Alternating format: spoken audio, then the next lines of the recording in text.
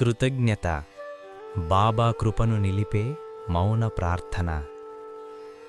ఓం సాయిరామ్.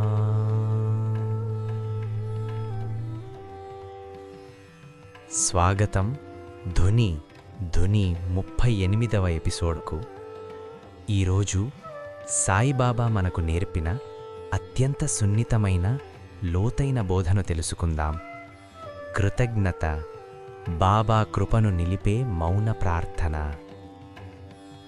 భక్తి మార్గంలో సమర్పణ ఉంది, విశ్వాసం ఉంది, సహన ఉంది. ఈ మూడూ ఉన్న తరువాత మన హృదయంలో సహజంగా పుడేది కృతజ్ఞత. కృతజ్ఞత అంటే కేవలం అనుకూల సమయంలో ధన్యవాదాలు చెప్పడం కాదు. బాధలో కూడా బాబా నీవున్నావు అని మనసులో అంగీకరించడమే నిజమైన కృతజ్ఞత.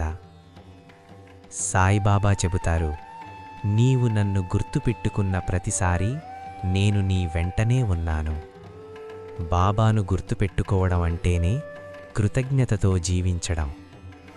సాయి సచ్చరిత్ర భావం. సాయి సచ్చరిత్రలో ఒక భక్తుడు తన కోరిక తీరకపోయినా ప్రతిరోజూ ధుని ముందు నిశ్శబ్దంగా నమస్కరించేవాడు. అతని ఏమీ అడగలేదు, ఏమీ ఫిర్యాదు చేయలేదు, కేవలం కృతజ్ఞతతో బాబాను స్మరించేవాడు. కాలక్రమేణా అతని కోరిక తీరలేదు, కాని అతని మనసు మారిపోయింది. ఆ మార్పే బాబా ఇచ్చిన అత్యున్నత కృప. పూలు సూర్యుణ్ణి అడగవు, నాకెందుకు వెలుగిచ్చావు అని. వెలుగు వచ్చినంత మాత్రాన విరుస్తాయి. అదే కృతజ్ఞత. అలాగే మన జీవితంలో ఏదైనా ఉన్నదంటే అది బాబా కృపే. భగవద్గీత చెబుతుంది, కృతజ్ఞతతో చేసిన కర్మ బంధనాన్ని ఇవ్వదు.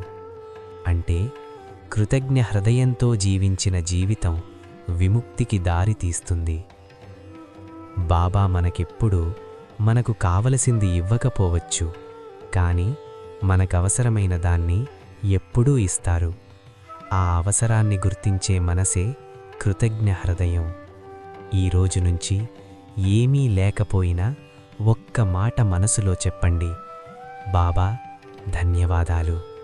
అదే నిశ్శబ్ద ప్రార్థన. ఓం